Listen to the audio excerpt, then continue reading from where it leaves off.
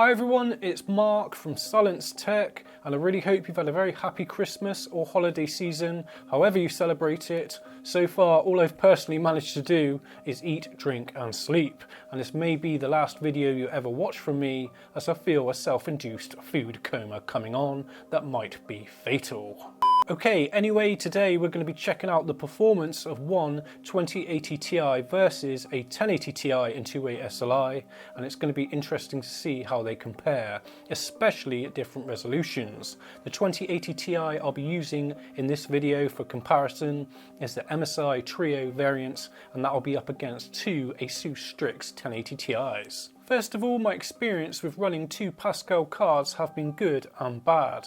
For high resolutions that cause the whole system to become GPU bound, SLI works pretty well in supported games. 4K or triple monitor gaming has been a fantastic experience. Unfortunately, 95% of all my gaming has been done on a single 165Hz 1440p monitor, and SLI is pretty much useless with two 1080 Ti's at that resolution because the system becomes CPU bound, causing low GPU usage on both cards, even stuttering and even huge FPS drops. So enter the 2080 Ti Trio from MSI. Now this is the most MSI have to offer right now. With the price to match, it costs well in excess of £1,000.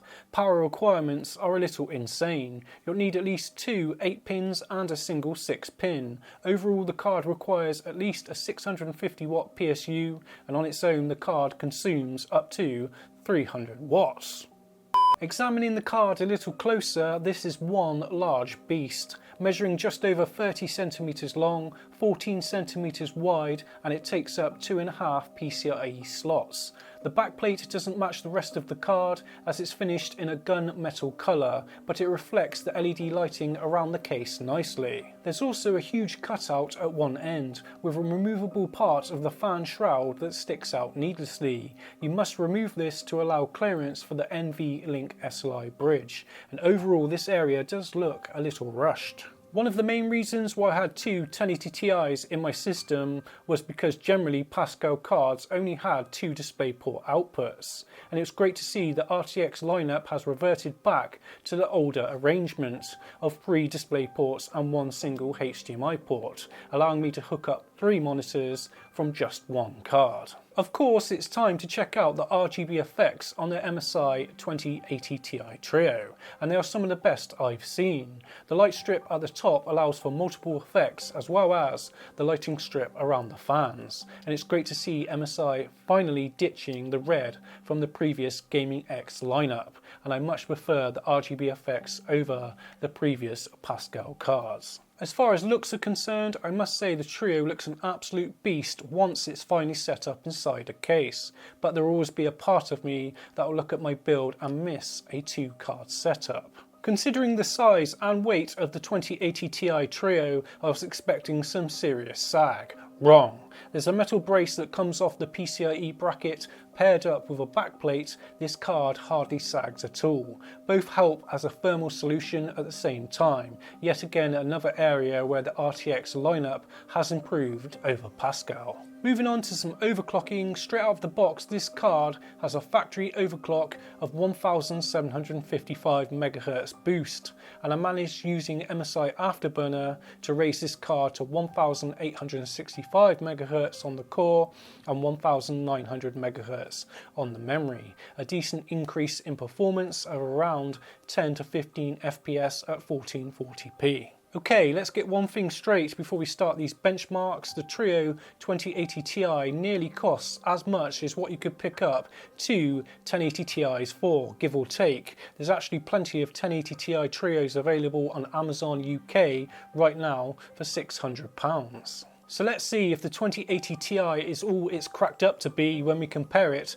to two 1080 Ti's in SLI. Roll the benchmarks.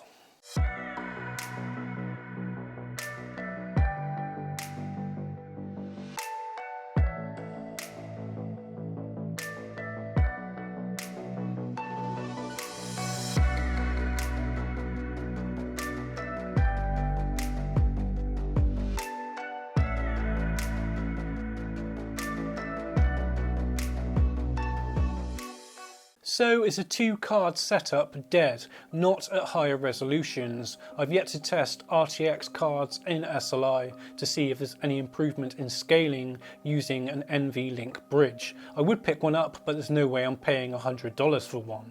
And don't even get me started about the Titan RTX costing $2,500. The RTX lineup does have an extra trick up its sleeve though, ray tracing being one of them. Overall ray tracing and DLSS, a deep learning form of anti-aliasing, both have huge potential going forward in the future. MSI, on the other hand, took the 2080 Ti from Nvidia and turned it into a bit of a beast that not only looks good, performs better, it stays cooler in the process. I hope MSI keep up the good work, as they're definitely headed in the right direction with the Trio lineup. That said, I can't personally recommend anyone buying a 2080 Ti Trio because of the huge asking price for such little performance increase. But if you are set on buying one, from my testing, if money is no object, I would much prefer on having a single 2080 Ti in my system over a 2080 Ti in two-way SLI. Performance is more consistent across the board. Another big factor to consider if you're going to pick one of these up, as there's been a fair few reports about 2080 Ti's dying only after a month. Hopefully there won't be any more problems with the 2080 Ti lineup going forward into 2019. Anyway guys, I really hope you've enjoyed this comparison with a 2080 Ti versus two 1080 Ti's in two-way SLI. My name's Mark from Silence Tech. I shall see you all very soon. Goodbye.